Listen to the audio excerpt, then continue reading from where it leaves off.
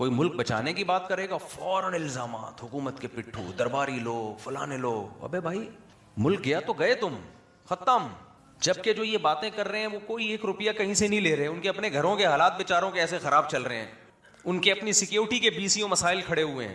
لیکن آپ ملک میں پازیٹیو بات کر کے دیکھیں. آپ منفی بات کریں، آپ کا چینل بھی بوسٹ کرے گا، آپ کے ویورز بھی بڑھ جائیں گے. کیچڑ اچھالیں، آپ لوگوں کی عزتیں اچھالیں، پگڑیاں اچھالیں، آپ دیکھو آپ کے لسنر روز بروز بڑھتے چلے جائیں گے. اور آپ اگر ہسٹری کا مطالعہ کرتے ہیں، آپ دیکھتے ہیں کہ پہلے حکومتیں کیسے تباہ و برباد ہوئی ہیں، کیسے حکومتوں یعنی ریاستوں کے خلاف، اسٹیٹ کے خلاف کن کن بیسس پہ پروپیگنڈے ہوئے اور کیسے کیسے حکومتیں تباہ و برباد ہو گئیں.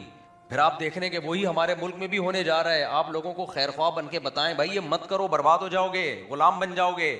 تو لوگ کہتے ہیں ابھی کس کے غلام بنے ہوئے ہیں؟ کیا مطلب ابھی غلام بنے ہوئے ہیں؟ تو ٹھیک ہے پھر آنے دیں دشمنوں کو، اٹیک کرنے دیں ہم ان کو. اگر ابھی غلام بنے ہوئے ہیں تو آپ جو طریقہ اختیار کر رہے ہو اس سے تو اور زیادہ غلام بن جائیں گے ہم. عجیب یعنی منفی بات کرو شاباشیں بھی مل رہی ہیں، بہادری کے خطاب بھی مل رہے ہیں. مثبت بات کرو تو سب خلاف ہو رہے ہیں آپ کے. کوئی بات نہیں، ہو جاؤ بھائی. تو پہلا اصول کیا ہے؟ جذباتی پن کو اپنی زندگیوں سے نکالنا پڑے گا. جذباتی لوگ دنیا میں کبھی بھی کامیاب بولو نہیں ہوتے. اور یہ جو غیرت کے مسئلے ہیں نا، غیرت بہت زبردست چیز ہے، لیکن عقل کے ساتھ ہو، عقل کے ماتحت ہو. جہاں غیرت عقل سے آگے نکل جائے نا تو وہ غیرت برباد کر دیتی ہے آدمی کو، غیرت برباد کر دیتی. ایک میں اس کی ایک مثال دیتا ہوں، نامناسب سی مثال ہے لیکن یہ بہترین مثال ہے غیرت اور عقل کو سمجھانے کے لیے. آپ اپنی کسی بہن بیٹی کے ساتھ اکیلے سفر کر رہے تھے، ڈاکوؤں نے آپ کو آ کے گھیر لیا. آپ کو پتا ہے کہ میں اکیلا ہوں، یہ ڈاکو بہت زیادہ ہیں. تو اپنی بہن بیٹی کی عزت بچانے کے لیے غیرت کا تقاضا تو یہ کہ ان ڈاکوؤں سے لڑو. آپ بولو کوئی قریب آ کے دیکھے تو میں تمہارے منہ توڑ دوں گا. لیکن آپ لڑنا شروع کرو ان سے. آپ کا کیا خیال ہے؟ آپ کی بہن بیٹی کی عزت بچ جائے گی؟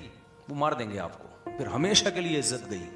ایسے موقع پہ اگر آپ ان کی عزت بچانا چاہتے ہو، غیرت تو یہ کہے گی لڑو، لیکن عقل کیا کہے گی؟ ان کے قدموں میں گر جاؤ، ذلیل ہو جاؤ ان کے سامنے. بڑی ذلت سے بچنے کے لیے، سمجھ رہے کہ نہیں سمجھ رہے؟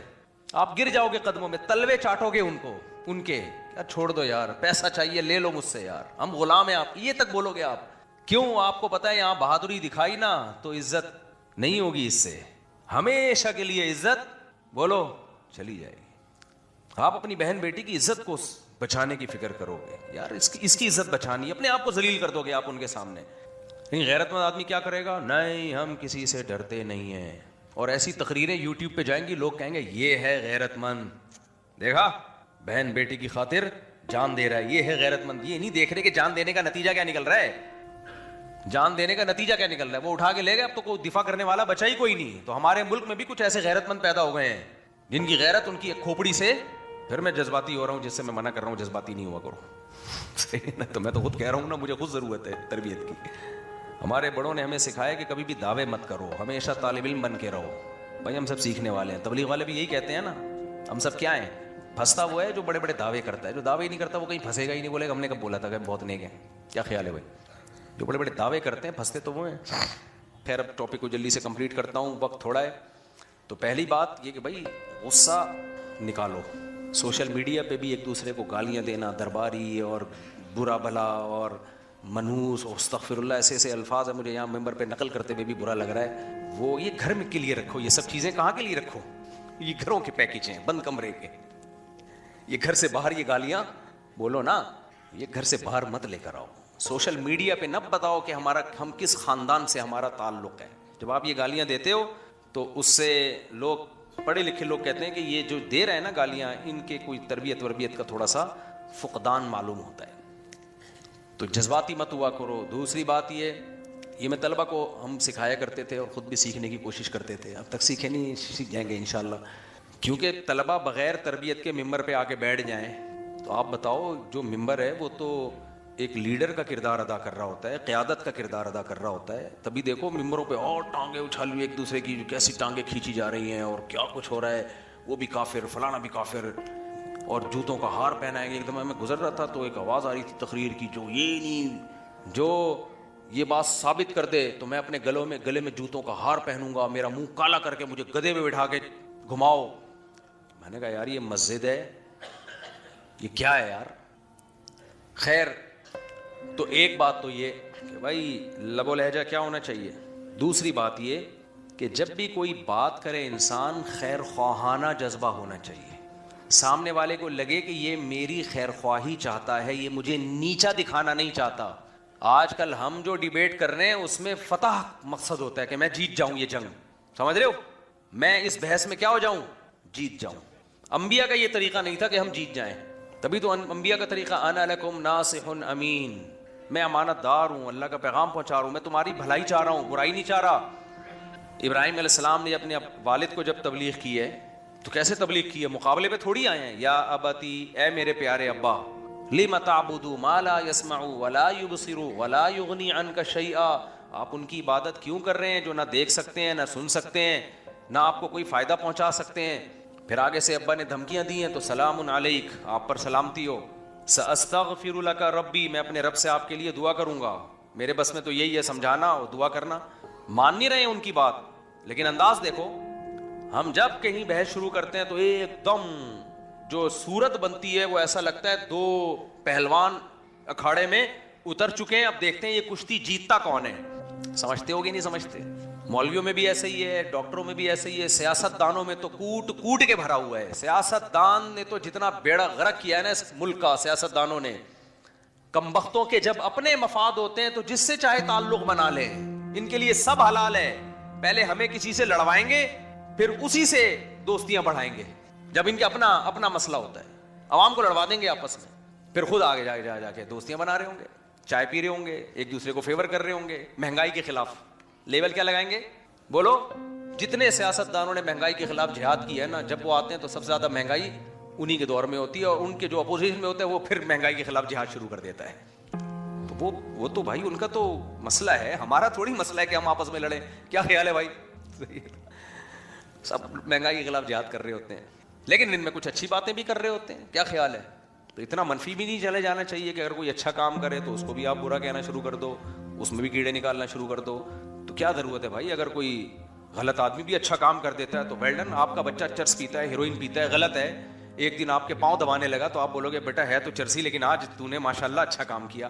اگر آپ اس کو یہ بولو کہ تو چرس پیتا ہے, ہیروئن پیتا ہے, پاؤں دبا رہا ہے, دفع ہو یہاں سے, تیرا پاؤں دبانا مقبول ہی نہیں ہے, تو وہ کہے گا ابا ایک دفعہ زندگی میں اچھا کام کیا, اس پہ بھی آپ تعریف نہیں کر رہے, پھر چرس ہی ٹھیک ہے, پھر کیا خیال ہے؟ وہی کام ٹھیک ہے, پھر وہی کرتے ہیں. تو ہم لوگ یہ کر رہے ہیں, سیاستدان اچھا کریں برا کریں تو برا کہتے ہیں, اچھا کریں تو بھی برا کہتے ہیں. تو وہ کہتے ہیں پھر برائی کر لو, کیا خیال ہے؟ وہ کہتے ہیں چلو پھر برائی کرتے رہو. تو منفیت جو ہے نا دماغ میں, جو ہم سب کے بہت برا سا لفظ لگ رہا ہے مجھے یہ بولتے ہوئے, کیونکہ میں کیا بولوں یار, ہم لوگ کے تو گوبر ٹائپ کی چیز گھسی ہوئی ہے نا دماغ میں, منفیت. اس کو تھوڑا سا کیا کرو بھائی, نکالو. کچھ پازیٹیو بھی سوچا کرو, مثبت بھی سوچا کرو, اچھا سوچا کرو, خیر خواہ بن کے بات کیا کرو. سمجھ رہے ہو؟ تو ڈیبیٹ میں سب سے پہلا کام کیا کرنا ہے, ریلیکس. کیا کرنا ہے؟ اس کا صحت سے بڑا گہرا تعلق ہے. ہمارے ایک دوست ہیں, بلڈر ہیں, بہت ماشاءاللہ اللہ نے صحت دی ہے. میرے دوست بھی ہر طرح کے ہیں, ایسے باریک باریک بھی میں نے دوست رکھے ہوئے ہیں, جب کرتا اتاریں تو ایکس رے کرنے کی ضرورت ہی نہیں ہے, گردے کی پتھری یہیں سے نظر آ جائے گی آپ, ایسے باریک باریک, اور بلیک بھی ایسے کہ اندھیرے میں نظر ہی نہ آئے. اچھا میرے جو شاگرد ہیں اس ٹائپ کے, تو پھر میں ان سے مزاح کرتا ہوں, وہ بے تکلف ہیں, ان کا وہ ناراض نہیں ہوتے, خوش ہوتے. ان کا نام میں نے حسن خان رکھا ہوا ہے, حسن خان. اور ایسے صحت مند بھی ہیں کہ بھائی کوئی مسٹر سندھ ہے, کوئی مسٹر پنجاب ہے, ایسی صحت آدمی کا ہے بھائی, ہم تو ان کے گھٹنے کے برابر بھی نہیں ہیں. تو ایسے ہی ہمارے ایک دوست ہیں, وہ مسٹر سندھ رہے ہیں. اب صحت اچھی ہوتی ہے, جم وم جا کے ڈولے وولے بنا لیے, خوراکیں بکرے شکرے کھائے ہوئے ہیں, تو ظاہر ہے پھر آدمی جب صحت صحیح ہوتی ہے نا تو برداشت بھی بہت ہوتی ہے انسان میں. اس کا صحت سے بہت گہرا تعلق ہے.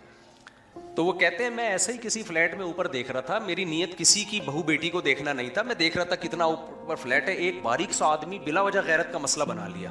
وہ سمجھ رہا کہ میری بیگم کو دیکھ رہا ہے, حالانکہ کہتے ہیں میرے تو حاشیے خیال میں بھی نہیں, میں وہیں دیکھ رہا ہوں یوں کر کے. تو وہ باریک ہے نا, وہ جلدی غیرت کا مسئلہ بنا لیا نا, تو ایگریسو ہو جاتا ہے, جذباتی ہو جاتا ہے. کہہ رہے میں وہاں سے چلا گیا, تو وہ آیا میرا گھر تلاش کرتے کرتے کہ اس کو گھر پہ جا کے ماروں گا میں, سمجھ رہے نا, اس کو گھر پہ جا کے اس کی ہڈیاں توڑوں گا, یہ میری بیگم کو دیکھ رہا ہے.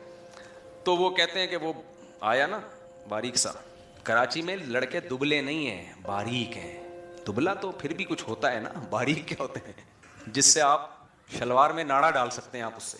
اتنے باریک لڑکے گٹکے کی جو آ رہے ہیں نا مارکیٹ میں, ان کو میں کہتا ہوں جم جاؤ یار, تم تو جاؤ, کم جاؤ, ویٹ اٹھاؤ, کچھ کھاؤ, لگے گا باڈی پہ. ایسے ہی کھانے ایسے اتنا کھا رہے ہیں نا یہ, پھر بھی نہیں لگتا. تو جو باریک لڑکے چاہتے ہیں نا ہماری باڈی تھوڑی بڑی ہو جائے, وہ جم جائے بغیر ممکن ہی نہیں ہے. خوب سمجھ لو, وہ صرف کھانے پینے سے نہیں ہوگی, وہ ویٹ اٹھانے سے ہوگی. خیر, تو وہ کہتے ہیں وہ باریک سا آیا, بھائی بچے شور نہیں کریں, ان کو بٹھاؤ بھائی بچوں کو. تو وہ کہتے ہیں جب وہ آیا نا دروازے پہ بیل بجائی اس نے, اچھا اوپر سے اس کو اندازہ نہیں ہوگا یہ کتنا پاورفل, کتنا طاقتور ہے. بیل بجائی تو کہتے ہیں میں باہر آیا, تو غصے سے مجھے دیکھ کے نا کانپ رہا ہے. کہتے ہیں اس کی اسٹائل دیکھ کے مجھے آ گئی ہنسی کہ یار یہ تو کچھ کیے بغیر ہی نہ گر جائے کہیں. اب غصہ تو بہت آ رہا ہے, کر کچھ نہیں سکتے, اتنی بڑی چیز سامنے کھڑی بھی ہے. تو کہہ رہے ہیں مجھے ہنسی آ گئی. میں نے کہا جا یار. وہ چلا گیا بڑے آرام سے, کہتے ہیں ٹھیک ہے میں جا رہا ہوں, السلام علیکم. دیکھو اس کو غصہ آ رہا ہے, اس کو نہیں, حالانکہ اس کو بھی تو آنا چاہیے نا غصہ. بھائی اس کو بھی آنا چاہیے کہ میں نے کوئی تیری بہو بیٹی کو نہیں دیکھا, ہم خاندانی لوگ ہیں, کسی کی بیویوں کو نہیں دیکھتے فلیٹوں میں جھانک جھانک کے, کمبخت.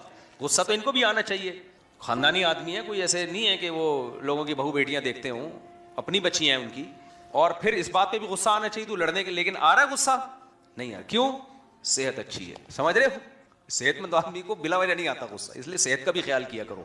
صحت اچھی نہیں ہوتی نا, آدمی بلا وجہ بھٹکتا رہتا ہے, کلا بازیاں کھاتا رہتا ہے, بلا وجہ ایگریسو ہو کے رہے گا خام خا کا. تو مجھے جب انہوں نے اپنا واقعہ سنایا بڑی ہنسی آئی. مجھے کہتے ہیں وہ اتنا کانپ رہا تھا, مجھے ہنسی آ گئی, یار یہیں نہ گر جائے بھائی, تو چلا جا, میرے متھے لگ جائے گا بلا وجہ, میں نے کچھ کیا نہیں ہے, اٹیک وٹیک ہو گیا, لوگ بولیں گے اس نے مارا ہے. وہ چلا بھی گیا بڑے آرام سے. ہمارے استاد ہیں حضرت مفتی ابو لبابہ صاحب, بڑا وہ بھی بڑے ماشاء اللہ لہیم شہیم ہیں. تو ایک دفعہ گاڑی میں بیٹھے ہوئے تھے, گاڑی تھی چھوٹی, کار چلا رہے تھے, ایک سائیکل والا ان کو راستہ نہیں دے رہا. اب یہ ہارن بجا رہے ہیں تو پھر بھی راستہ نہیں دے رہا, اور پیچھے جیسے کراچی میں نا باریک باریک وہ بنتے ایسے ہیں جیسے بہت بڑے کوئی ٹارزن ہو, ایسے پیچھے سے غصے سے نا مڑ مڑ کے دیکھ رہا ہے کہ ہارن کیوں بجا رہے ہو. تو کہتے ہیں کہ میں نے 2-3 دفعہ بھائی تو راستہ دے, نہیں دے رہا راستہ, بدماشی نا. آگے جا کے سائیکل روکی, اسٹینڈ پہ لگائی اور آگے لڑنے کے لیے. ہاں بھائی کیا مسئلہ؟ ہمارے استاذ کہتے ہیں کہ میں نے گاڑی کا جب دروازہ کھولا, میں نکلنا شروع ہوا تو وہ دیکھ رہے تو نکلتے ہی جا رہے ہیں, ختم ہی نہیں ہو رہے یہ تو نکلتے ہی جا رہے ہیں بھائی, ختم ہی نہیں ہو رہے. یہ کہہ رہے ہیں وہ ایسا بھاگا نا, ایسے سائیکل اسپیڈ لگا کے بھاگا. سمجھ رہے ہو کہ نہیں سمجھ رہے ہو؟ تو غصہ اور خام خواہ میں جذباتی پن اور بلا وجہ کی غیرت, یہ سمجھدار لوگوں کا کام بولو نہیں ہے. بھائی بہت زیادہ شور ہو رہا ہے, بہت زیادہ, ہاں کچھ زیادہ ہی شور ہو رہا ہے. بھائی یہ گاڑی کسی نے غلط پارک کر دی ہے, CW6831, یہ ہٹا دیں. بس میں بات کو سمیٹ کے ختم کرتا ہوں. تو دوسری چیز, پھر تیسری چیز وہ کیا ہے, وہ پھر اگلے بیان میں انشاءاللہ. ابھی تو میں جو ٹاپک لے کے چلا تھا بس اس کو جلدی سے سمیٹ دوں.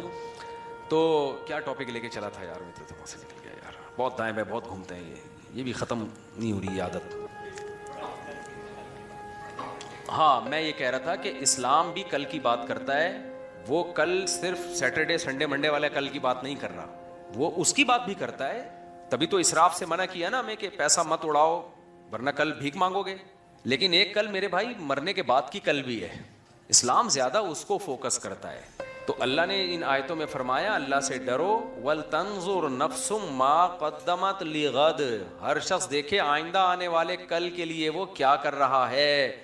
اس کل کے لیے میں اور آپ تیاری نہیں کر رہے. ہم نے سب کچھ اس آج والی کل کے لیے رکھا ہوا ہے. یہ کل نہیں ہے, یہ اوریجنل کل نہیں ہے یہ. تو اس لیے حضرت عمر رضی اللہ تعالیٰ نے جو انگوٹھی بنوائی تھی نا, اس پہ کفا بالموت واعظا لکھا ہوا تھا کہ موت نصیحت کے لیے کافی ہے. تو اس لیے جتنے بھی ہمارے اکابر بزرگ صحابہ تابعین گزرے ہیں وہ موت کا مراقبہ کیا کرتے تھے. کسی بھی آپ اللہ والے سے بیعت ہو جائیں, وہ آپ کو موت کا مراقبہ کروائیں گے. موت کا مراقبے کا مطلب کوئی ڈرانا نہیں ہوتا آپ کو کہ ہاں ایک نفسیاتی بنانا. اتنا مراقبہ ہر شخص کے لیے ضروری ہے روزانہ کہ وہ 5 منٹ نکال کے یہ دیکھے کہ بہت جلد میں بھی پھٹے پہ لیٹا ہوا ہوں گا. سمجھ رہے ہو؟ میں جب بھی یہاں سے گزرتا ہوں نا, ناگن سے آگے سے عیدی سینٹر ہے, مردہ خانہ بڑا بڑا لکھا ہوا ہے نا, مردہ خانہ, میں وہاں لازمی ایک دفعہ مڑ کے دیکھتا ہوں. ایک دفعہ مڑ, آپ ہمت ہو تو چلے جاؤ, ایک دفعہ وزٹ کر کے آ جاؤ. میرے لیے تو اب کہیں آنا جانا تھوڑا مشکل ہو گیا ہے, تو مردے ہی نہ سیلفیاں لینا شروع کر دیں کہیں, تو جہاں جو سیلفیاں لے لوگ بہت کر رہے ہوتے ہیں, ایسا نہ ہو کہ مردہ آنکھ کھولے یار چلو, تو آپ خود سوچو کہ مردہ آنکھ کھول لے ہمارے سامنے, ہم تو گئے کام سے, کیا خیال ہے؟ تو ورنہ قبرستان سے زیادہ عبرت مردہ خانوں میں ہوتی ہے. سینکڑوں مردے پڑے ہوئے ہوں گے وہاں, برف میں لیٹے ہوئے ہوں گے, فریج میں رکھے ہوئے ہوں گے. بھائی ہم نے بھی یہی ہونا ہے بہت جلد, سمجھ رہے ہو؟ تو ہم نے بھی موت سے آنکھیں بند کی ہوئی ہیں کہ چھوڑو موت کے تذکرے, کیا کرنا ہے یار, ابھی حالات کی بات کرو. نہیں بھائی, میرے اور آپ کی آنکھیں بند کرنے سے موت کی آنکھیں بند نہیں ہو جاتی. احمق اور بیوقوف وہ ہے جو موت کو بھلا دے, عقل مند وہ ہے جو موت کے لیے تیار ہو جائے. کیا خیال ہے؟ تیاری کیسے ہوگی؟ برائی چھوڑ دو, گناہ چھوڑ دو, اللہ سے تعلق بنا لو. آج کل جو ڈپریشن اسٹریس چل رہی ہے نا سوسائٹی میں, شوہر کو بیوی کی طرف سے, بیوی کو شوہر کی طرف سے, بھائی کو بھائی کی طرف سے, ملک کی طرف سے, ریاست کی طرف سے, ریاست کو عوام کی طرف سے, عوام کو عوام, ہر شخص کو ایک دوسرے سے ٹینشن ہی مل رہی ہے. کچھ تو ہماری بنائی بھی ہے لیکن کچھ حقیقت بھی ہے. تو اتنی ٹینشنوں میں اللہ سے تعلق کے بغیر آپ نہیں رہ سکتے. پیغمبروں کو اس سے 20 گنا زیادہ ٹینشنیں ملی ہیں, پھر بھی سروائیو کیا انہوں نے. 3 سال تک نبی صلی اللہ علیہ وسلم کا معاشی بائیکاٹ کیا گیا, گھاٹی میں رہے ہیں 3 سال تک, پتے ابال ابال کے کھائے ہیں. کس تعلق نے آپ کو موٹیویٹ کیا؟ اللہ سے تعلق نے. تبھی تو قرآن کہتا ہے کہ وَاسْتَعِينُوا بِالصَّبْرِ وَالصَّلَاةِ, نماز اور صبر سے مدد طلب کرو. تو نماز سے اللہ کا تعلق بنتا ہے. تو جتنا نماز سے انسان کا اللہ سے تعلق بنتا ہے اور اس تعلق کے نتیجے میں اس کو اس کی زندگی میں خوشیاں آتی ہیں, اتنا کسی چیز سے نہیں آتی خوشیاں.